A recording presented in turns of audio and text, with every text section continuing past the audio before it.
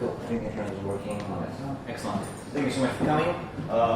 Yeah, the talk's going to be about building a new browser in 2019, and the story of how Puma Browser came to life. There's a little bit of feedback. Do my turn off the mic.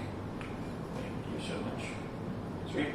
So who am I? My name is Yuriy Dybskiy. I'm HTML5Cat on Twitter, mostly because nobody can spell my last name. And feel free to follow me or tweet questions at me. You can also email me at yuriy@pumabrowser.com. I'm Canadian Ukrainian. I love playing tennis, and recently started riding a motorcycle. Turns out Australia is actually really good for motorcycles and tennis. We have like some championships here, and then the Great Ocean Road. I've driven it, and the motorcycle would have been a much better choice for transportation there. So yeah, if you have a spare motorcycle and a gear, I'd love to spin. When you move to Australia? We'll see. It's pretty nice in here. Very important slide. What are my qualifications? Two people laugh. Thank you. So I had coded HTML before it was cool. Originally from Ukraine. A few people know that it was a very big outsourcing place for front-end engineers. We used to do a lot of HTML, CSS custom work. A lot of websites were on the web, like were built by Ukrainian folks from Kharkiv and other cities. If you ever used, have you ever used PSD to HTML as a service? No? Anybody? Hands up? No? Nobody? All right. It's cool. Yeah, I used to be a front-end engineer, developed Replicate for a while. Used to look at Meteor, Parson, Cloudlens, and some other companies. How many of you have used Meteor.js? A little bit, like 3 years ago. 20% of the people, yes. I don't see anyone using it. Yeah, it wasn't so much better than React like years before, and like 5 years later, it's still hard to build things. And the agenda today, we're going to jump through it real quick. First point, why build a new browser? 2, what is Interledger protocol? Why are we using it? What's cool about it? 3, Monetization Spec, WPC Spec about it. Then I'll answer questions how we're building it. And that's going to be a little bit of a demo and a Q&A. So why build a new browser in 2019? It's like, sounds like a pretty silly idea.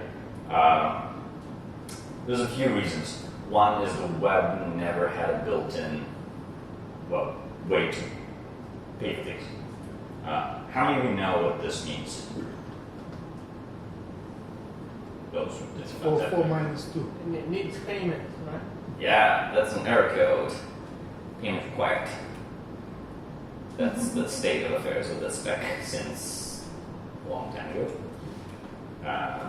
Also, this, if you like HTTP cats, so it's easy to memorize. 402, payment required. The funny part is about it is like I put this image, and then as I was running through the talk, I realized that this currency is a very special currency. It's really funny. Like this and this. So it's the old version of Ukraine, like not old, but like this is like V3 or 4 of Ukrainian money, it's like V5. Just really funny, like a random picture of cats like does Ukrainian money, like dollars and anyways. So yeah, money. Monetization is interesting. So and the main business model for today on the web is advertising. And it has some side effects. How many of you are React developers? We all love side effects. They're awesome. They include tracking and no privacy. And I think we need a better option. And that's like one of the main reasons that we're building Puma Browser. I think we need a better option for that. Another direction is like browsers stopped exploring as much. Exploring? Yeah. Good job. Yeah, the internet stopped being explored. And good stuff on one hand, but on the other hand, it's pretty like homogeneous right now. So if you look at the desktop browser market share, and sorry if the fonts are too small, but I think there's another screen down there. You know, we actually look at like worldwide Chrome is heavily dominating. Firefox is slowly in decline. Safari is kind of like, you know, on a global scale, it's a pretty small market share, but it's kind of there. It's, you know, all very low, like sub 16%. If you look at the mobile browser market share worldwide, that's a bit of a more interesting picture. Chrome is still, you know, on a trajectory heavy out there, but but so far is in much better shape. There's a UC browser in China, very interesting browser story, which I've done a little bit of research for this. Browser history is a separate topic for a very long conversation if somebody wants to do the digging. If you look at the market share in the US, it gets even more interesting. You look at the gray line, that's Safari, iOS, and Chrome, and then, the spikes are pretty interesting. Particularly this one is like iPhone, I think 10 or something, 10s release. But iPhone is going but like a little bit, 50%. You look at Australia, it's a similar shaped picture. A little bit higher up, so like you folks like iOS even more, right? Or not now. And then you look at Japan, and Japan's even more interesting because like I used to live in Japan when I was like very young and small, and like there was mostly like Japanese phones and carriers, and it's surprising to see like 20 years later iPhone dominating the Japanese market, like pretty significant market share, like 65, 70%. And so like if you look at browsers, it's been like pretty stable over the last decade or so. No new entrants except for Brave, like that in 2015, which kind of like stirred things up a little bit. That's a pretty interesting development. Really big fan of what they're working on, and so a lot of people ask if we are competitors with Brave, and our view is that like we are a group of wild animals fighting against a giant ad-driven business model. We're two tiny players against huge companies, and Facebook and Google are one of the best known. They like to be scapegoated for all the bad things, but they're one of the more decent players in the business model. There's like a lot of companies behind the scenes that are selling and borrowing good data, so that's like a tricky part. And so in the meantime, as this thing evolves, we got a lot of paywalls. So one of the solutions to this, ads is one business model, paywalls is starting to be a different one. And then you go to read something, you're bombarded with this. And these are examples, I was looking at this, these are not the worst examples. These are kind of decent browsing experience in today's world. But there's going to be every single site has a paywall, and so you get this oh my god, what do I subscribe to, what do I not subscribe to? Makes the call very sad. Very sad call. Or probably highly religious too, so turns out that's what they do all day. So anyways, what can we do? And I think the answer is people and technology. And it's mostly people. A lot of people try to think of technology as a solution to a lot of problems, but it ends up being people are the best driver for it. Technology can help, but I think it's up to the people involved, and that's why I really enjoy giving this talks, because I do think it's going to involve a lot of people from different backgrounds, different perspectives, different teams to come together and sort of work towards some shared vision for this. And nothing doesn't necessarily have to be one or two companies. It has to be, I think, a much bigger effort. So I think what you say is very important to me. I think there's a lot of work we can do together towards it. And so, as I've been building the project, I started collecting some of the tweets from people I respect who basically tweet out the thing that we're building. It's really nice to see when you're building something and somebody pitches it. Basically, they want to have them, and you're like, oh, we're building this. This is amazing. And so Guillermo was tweet was one of the spot on, which is a way to top off the browser device and have a one-click subscribe and unsubscribe, and a much more seamless way to pay for things. Another one comes from Jason Fried, who is asking for if you actually calculate how much the service gets from an advertising revenue when you visit the site, it's a tiny amount of money. It's so much better to just give that amount of money directly to the site owner than to be bombarded with all the ads and tracking and all the loading of that huge unnecessary sort of clutter. So let's pause for the browser part. So Interledger protocol. This is the crypto deep dive last couple of years. I've been diving deeper into the crypto world. Did some contract work, I did some explorations, and I think there's a lot of hype and whatnot happening in the crypto world. It's been up and down. 2017 was super hypey, and things kind of died down. And I think the sort of crypto winter is the best time to build. I think now we're actually seeing that Bitcoin is out to the right again. And so I think there's a place it can get a little noisy again. But last year, it was actually pretty nice and quiet because mostly people who care about building stayed, and all the speculation went away. But the big problem with most projects in crypto is that a lot of them are super theoretical, super infrastructure layer. And one of the projects that I found was Interledger protocol, which comes from people who built Ripple, and most people in the crypto community are very religious, so they don't touch anything that comes out of Ripple, even though it has nothing to do with Ripple itself. It's built in a way that is completely not tied to Ripple. It's just and it's already working, but people don't want it. So, what is an Interledger protocol? This is the logo of an Interledger protocol, and it's an open protocol for sending payments across different ledgers.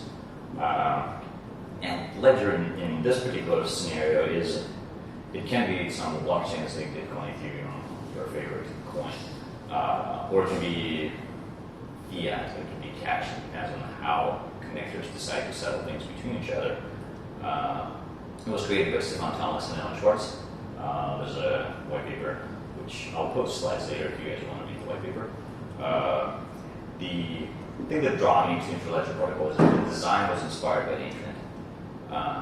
The internet protocol's key features were it's an open standard, it's connecting different networks, it's use case agnostic, and it's packetized data. So you break down data into small packets and then you send them over the network. And you don't care if it's over Wi-Fi, over coaxial, or LAN, or whatnot, or carrier pigeons. There's actually like a joke RFC for like April 1st from like some years ago. It's like, how would TCP deal over carrier pigeons? But anyway, and so Interledger looks at the same thing as like, looks like, what do you do with money in a similar structure? So if you compare the key features of Internet protocol and the Interledger protocol, it's pretty similar. It's an open standard that connects different networks.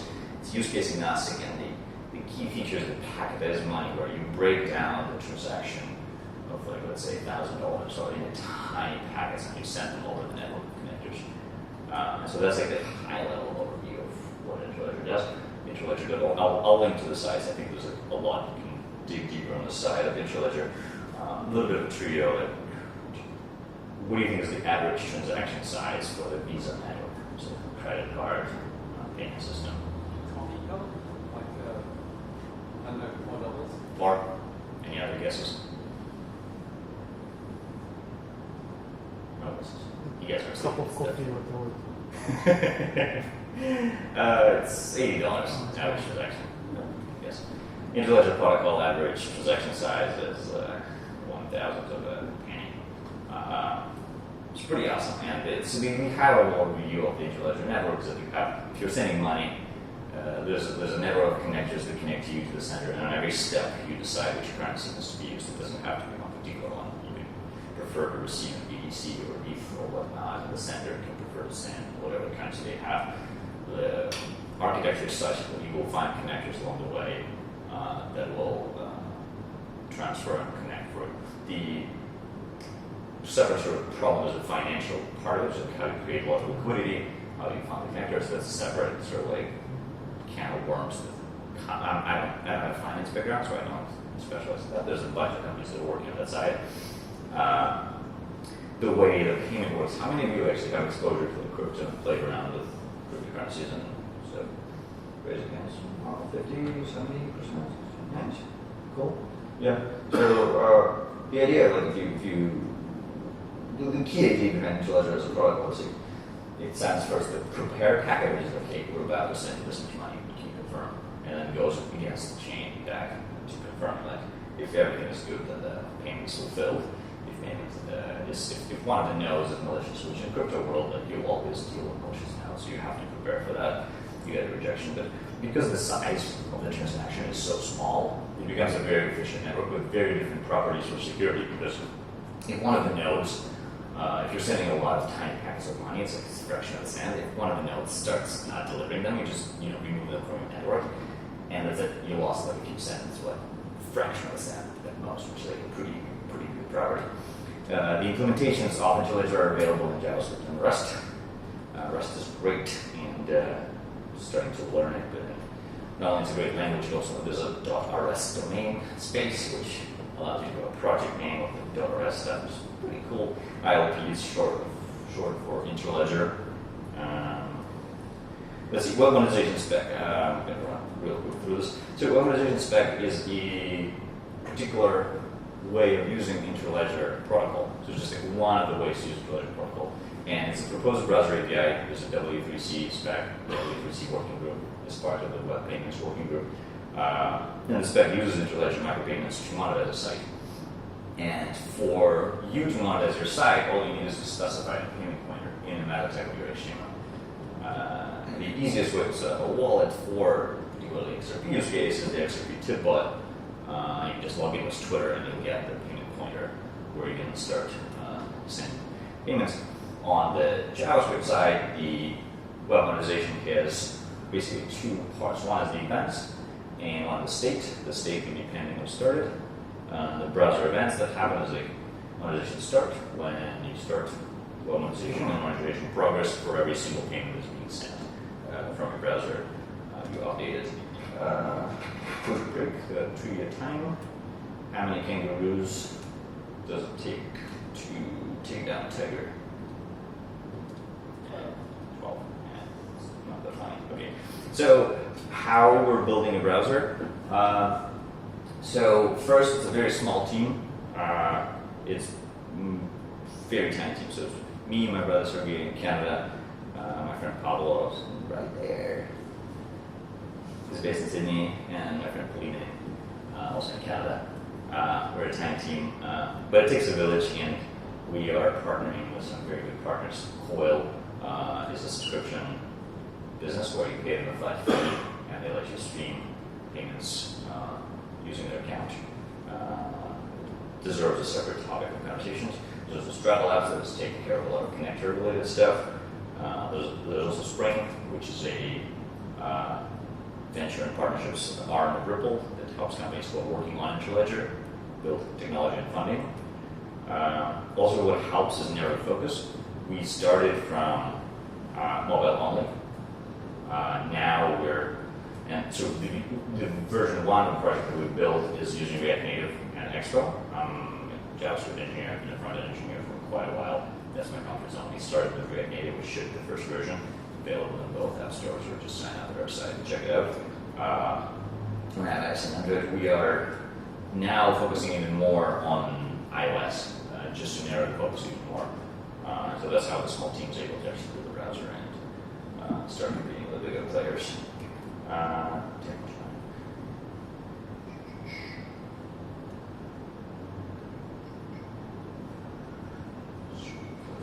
This works.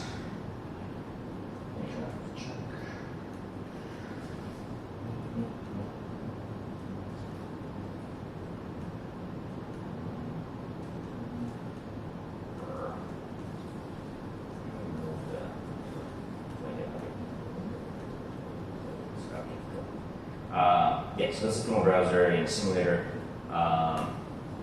Works just as a regular browser. Feel free to download, play around with PumaBrowser.com. In Puma Browser with a Puma Browser screenshot to make things very confusing. Let's go to our XRP community blog.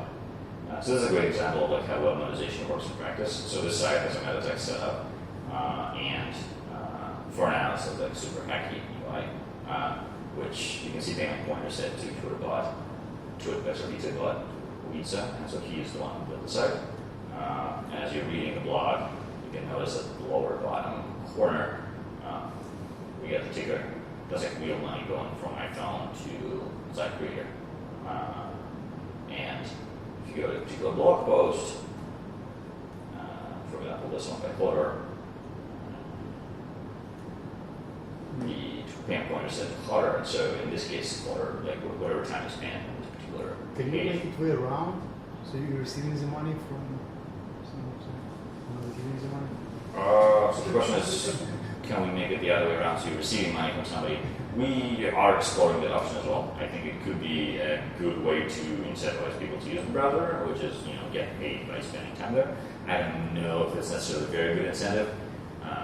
Because like the first thing I did when I saw how Coil works and how web monetization works, I added a payment pointer to my site, and I was like, oh my god, I'll be like streaming payments to myself while I'm testing. And then you're like, oh, I'm just gonna leave the tab open, so kind of like streaming money. So it's kind of like it creates like weird incentive. So I think there's a lot to play around and work with it. But that's really the kind of flow. It's also like the question of like, do you really want to incentivize how long people stay on your site versus like some atomic transactions, which we're working on like a tipping functionality where you can like send a particular amount of money to the site creator, but for now it's a simple UI and you only get one tab because in this version we didn't implement tabs because who uses tabs. But also there's a great fix to a problem if you have like 100 tabs open. You can just use Puma Browser and you can have just one tab. And there's also like, we're using DuckDuckGo as a search engine by default, so it's cool. Okay, maybe. Yeah, so it just shows, works as a browser. It's pretty cool. And then, so this is built with React Native. Going forward, we are going to be forking Firefox for iOS. Because it's a great browser, it has an amazing iOS code base. We're focusing on iOS. I looked into many code base, all the code bases that are available. Fun fact, Brave for iOS is for Firefox, unlike on other platforms. And Chrome is, this is recorded right in the publisher. Great code base for Chrome, it's a little complicated, a lot of things. And Edge, Microsoft's also for Firefox. So we're doing that as well, and the code base is pretty good to work so far. I'm learning iOS, and we're getting some more people on iOS side. But this is how it looks today. It's basically Firefox. And if you, how many of you use Firefox mobile or Firefox desktop? Good stuff. Yeah, so we chose Mozilla as like, it's a very well aligned company as far as our mission and values go, and so we'd like to stick with that. And it's also better code base, so there's no compromise in that regard. What else? Oh yeah, what can you do? One, you can go monetize your site, play around, let us know what you think. Two, you can play around with Puma Browser, download from App Store or sign up at pumabrowser.com for the latest desktop build. You can join us. We're hiring iOS senior engineers with ideally JavaScript experience. Because there's also like, the way Firefox is built is a fun part with like, a lot of it in Swift and then some parts of it in JavaScript, which is pretty funny. Then what does that have to do with PWAs? Since it's a PWA meetup. Today, not much, but I think there's a lot of things we could explore on how to handle PWAs better, and like what are the experimental features to do for PWAs. We entertained the idea of building like app story type functionality where you can like build some apps within Puma Browser. So there's like some of the ideas we're exploring, and definitely any thoughts or suggestions are very welcome. PWAs, personally, I really like them. Most apps should be set with like 600 megabyte bundles, which for a lot of use cases, PWA is really good. So that's a good direction. That's about it. Thank you so much. Again, sign up at test@pumabrowser.com. Email me at pumabrowser.com or tweet me at HTML5cast. And yeah, thank you.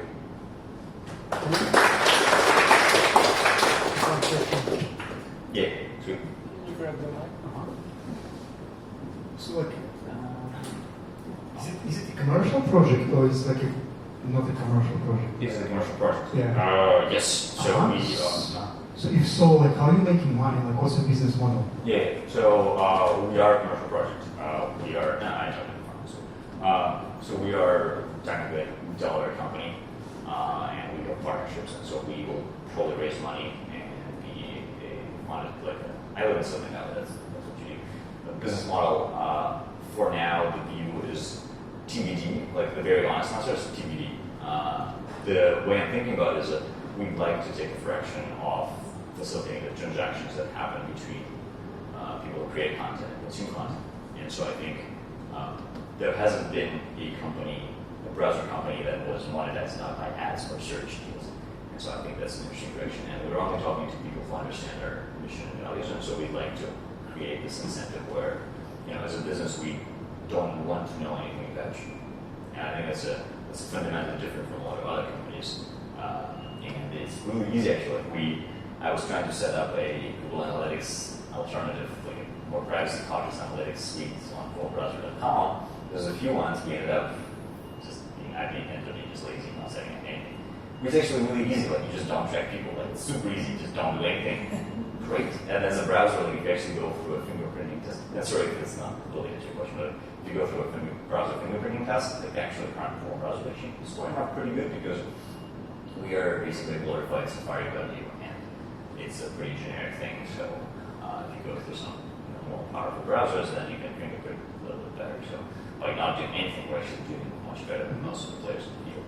But from a business model perspective, I'd like to build a sustainable business for a small team, and for now, it's probably a venture fund. So the ability to pay for online services, is it the only what differentiates your browsers from other browsers? Is it only this one thing, or is it For now, yeah. We're also exploring some like enterprise. So what do you think what might happen if just Chrome tomorrow decides to build the same feature in their browser? If Chrome decides to support an open monetization spec, then we will be out of business very quickly, and we'll do something else. We are exploring partnership with IDFS and some other things to become a way to test out new technologies and play around with it. So the reality of companies like that, they're so tied to their existing business model that the likelihood of that happening is very minimal. But if they do move to a more open world where they're not tracking people and not showing ads, then great, our company served its mission and just go home and eat war and stuff.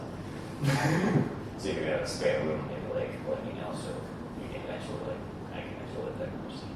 But I'm kidding. No, but yeah, but we'll see. It's also a good company in Google's office to keep ads around for a while. Say again? It'll be in Google's interest to keep ads around for a while. Yeah, no, they're not. Like, that's the thing. Like, they're fundamentally not incentivized to do that, and that's just like, great, you can't do that. So, and Apple is the only one that could do it.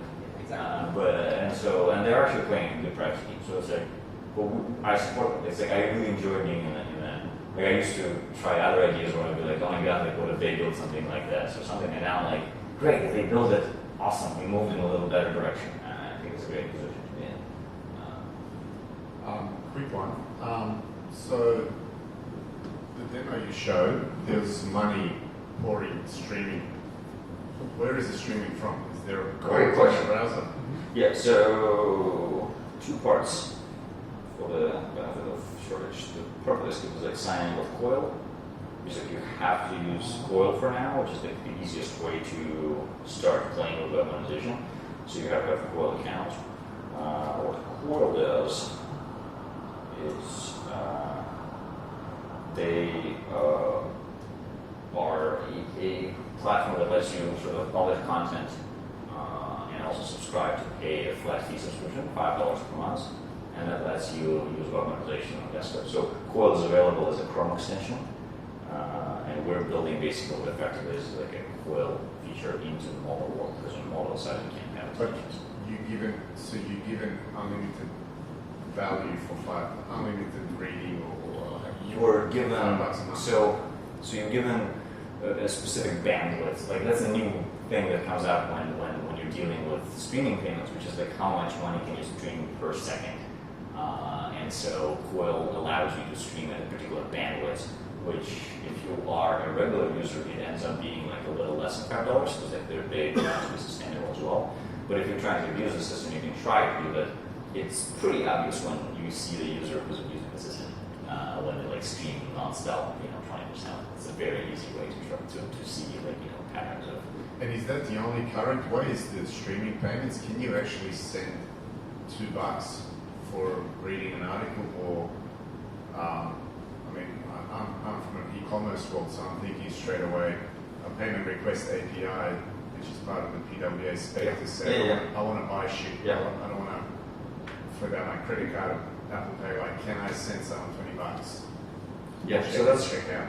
Yeah, so Interledger is actually a supported provider for payment request egress for Spec. That's one. 2, there's a SydPWA project which allows you to tip a particular amount of money for that. I think the e-commerce use case is something we haven't focused on yet, but the Interledger, there's like a few projects in the Interledger community that are exploring that direction. I think it's going to be very important. From my side, I think we'd like to address that as well. I think we'd like to not only give you content, but also for services and buying things online in an easier fashion. Last question. How does Libra fit into this, or is it something that you'd be able to integrate and take advantage of? Is it something that's kind of against the... Yeah, Libra is interesting. How many of you guys know about Libra? Who doesn't know about Libra?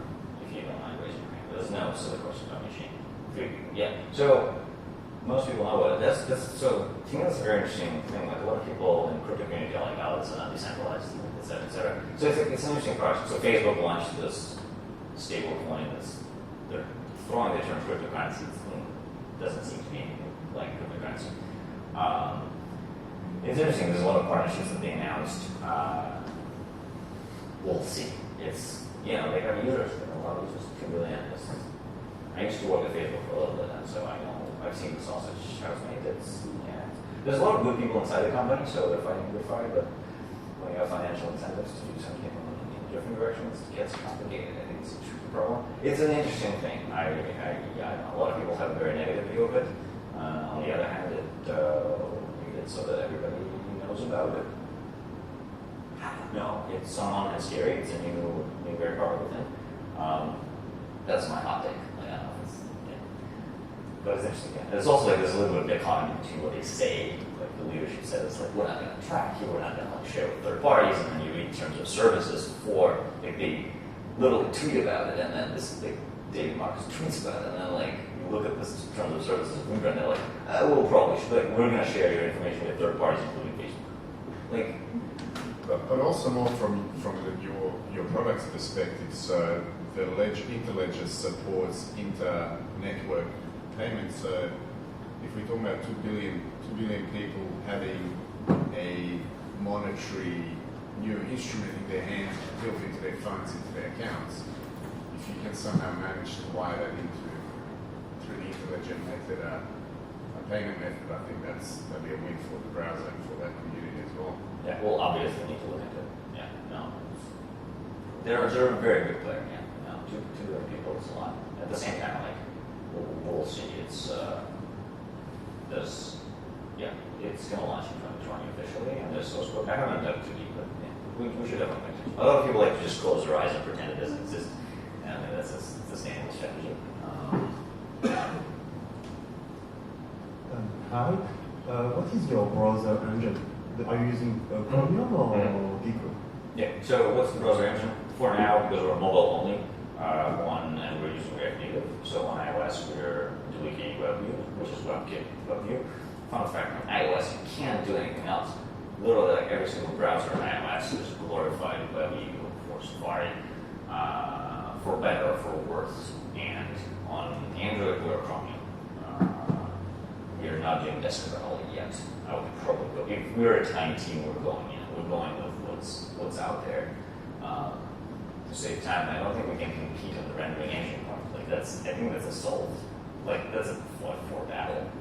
Firefox tried very heavily. They love Firefox on desktop, but they're horrible as a battery consumption.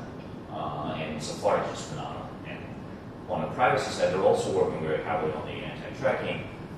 Some of the developments in the desktop Safari are very, very interesting. So it's a really good team working on it. So for now, the focus is on mobile. And if you go to iOS only, that's Safari. And that actually allows us to compete with bigger vendors because, Canada is big slime. And then what matters is what's on top of it, what's the UI, what are the features. And so we think we'll play around with UI and we'll put dark theme by default. Very important. Competitive advantage. That's if you take one thing from this talk, dark theme by default. That's awesome. And then some of the web monetization parts of the energy. And are you considering doing plugins, extensions to what we have currently, like on Chrome, having an extension for what you're doing here? Yeah. So basically, the reason we're building this browser is because we can't have extensions on iOS, and I think Firefox actually tries to do that, but it can't because Apple will not allow you to do that. For better or for worse, what I think we'll do is we'll have some features baked in that Apple can be like, this is great, go with it. But I don't think. I also extensions are tricky. The security model of extensions on desktop is just horrible if you actually look into it. It's basically all or nothing. It's either an extension is reading all your data or not. It's just a bad situation. Right.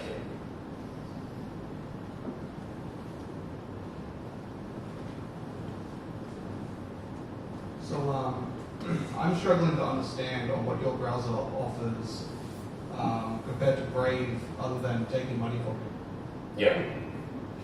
Yeah. Great sound proposition, right? You're not going to make money. You're actually going to pay for content. So We are not going after everybody. We want to create a community of people who want to support content creators.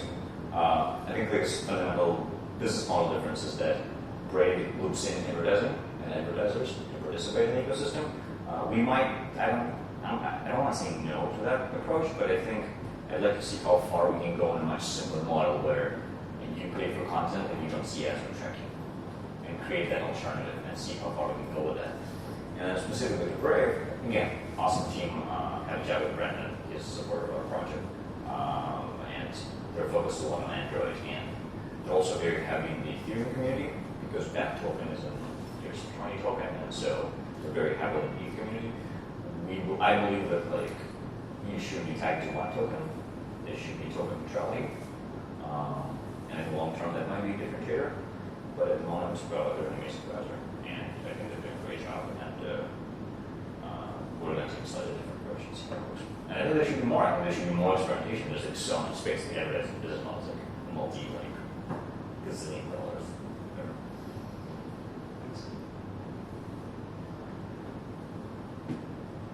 Sweet. Thank you so much, guys.